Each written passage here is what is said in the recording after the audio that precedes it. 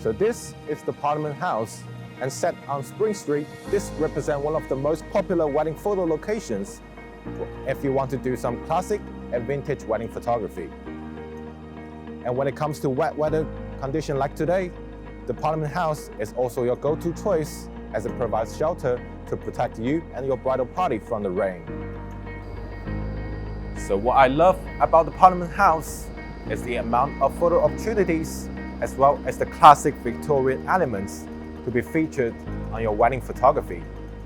So we've got the ancient wooden door just behind me, as well as the stone pillars, the windows on the side, as well as the beautiful marble flooring just on the ground.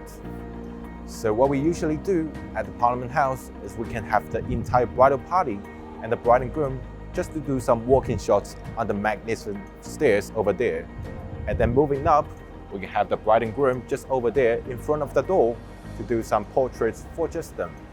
And then we can have the bridal party to do some walking shots along this way with the flooring as well as the door as the backdrop.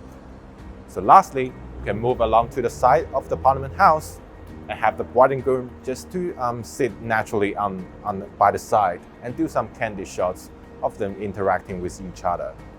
So like what I just said, the advantage of the Parliament House is not only it's got lots of elements to feature on your wedding photography, it's also located very close to the Old Trafford building as well as the Windsor Hotel.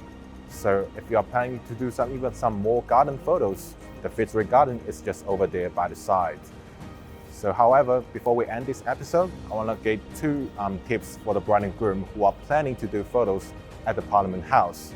The first tip is the Parliament House is not open to the public during the weekdays, meaning you can only planning to do wedding photo locations on the weekends.